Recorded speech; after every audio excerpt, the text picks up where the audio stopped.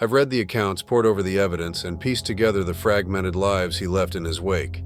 Ed Gein, a man who at first glance seemed unremarkable, became the unsettling inspiration for some of the most horrifying tales in popular culture.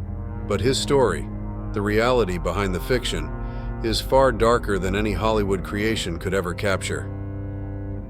This is the tale of Ed Gein, grave robber, murderer, and a man whose life was shaped by an oppressive upbringing and a chilling descent into madness.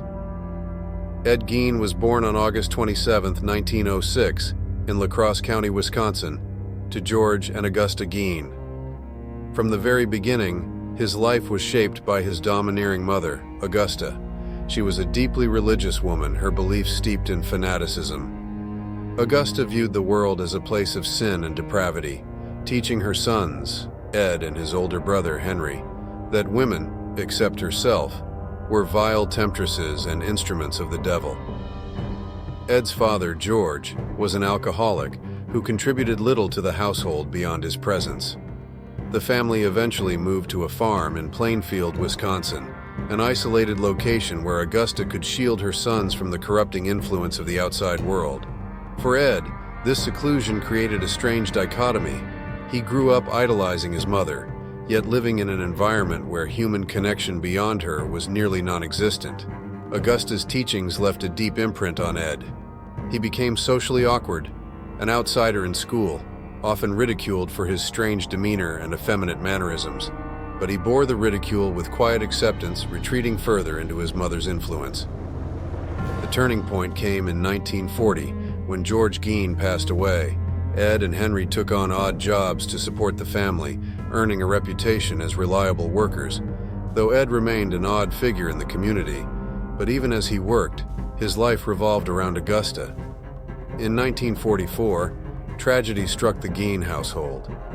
Ed's older brother, Henry, died under suspicious circumstances. The two had been burning brush on their property when the fire got out of control. Later, Henry's body was found in an area that hadn't been touched by the flames. While the authorities ruled it as an accident, many believe Ed was involved in his brother's death. After all, Henry had begun to criticize Augusta, a fact Ed likely couldn't tolerate. But the true blow came a year later, in 1945, when Augusta died after a series of strokes. For Ed, her death was devastating.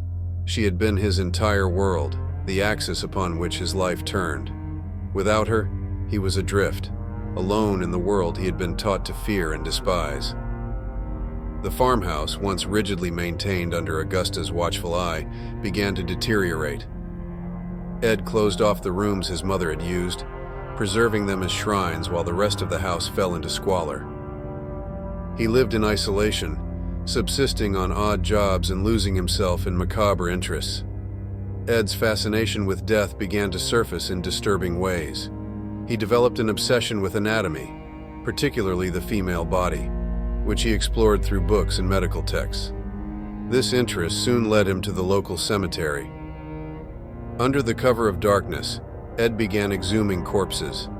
He targeted recently buried women, selecting those who reminded him of his mother. He brought their remains back to his home, where he used them to create grotesque trophies and keepsakes.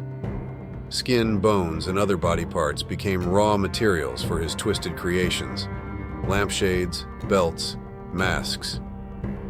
In his mind, Ed wasn't desecrating graves. He believed he was preserving these women. He was recreating his mother piece by piece, attempting to bring her essence back into his life. But grave robbing wasn't enough to satisfy his growing urges. On November 16, 1957, Plainfield hardware store owner Bernice Worden disappeared. Her son, Frank Worden, who also happened to be the local deputy sheriff, immediately suspected Ed Gein. He recalled how Ed had been in the store the day before, acting strangely and inquiring about antifreeze, a purchase made on the morning Bernice vanished. When police searched Ed's farmhouse, they uncovered horrors that defied imagination. Bernice Worden's decapitated body was found hanging in a shed, gutted like a deer. Her head and internal organs had been removed, and her body bore marks of meticulous mutilation. The search of the house revealed even more shocking discoveries.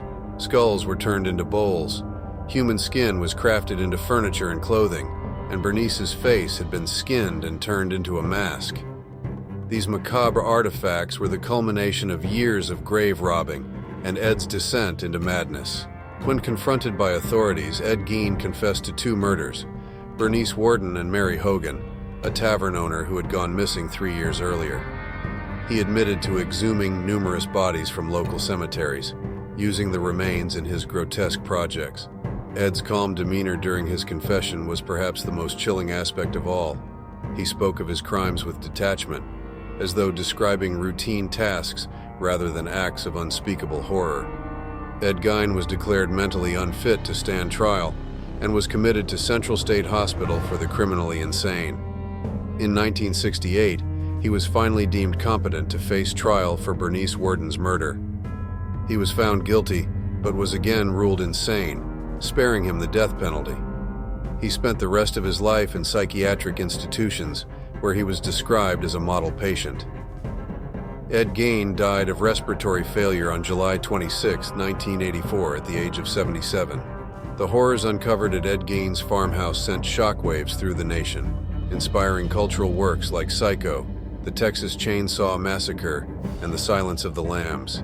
He became a symbol of the depravity lurking beneath the surface of ordinary life, a reminder that evil often wears a familiar face. Even in death, Ed's story continues to haunt the collective consciousness, a chilling testament to the darkness that can fester in isolation and obsession.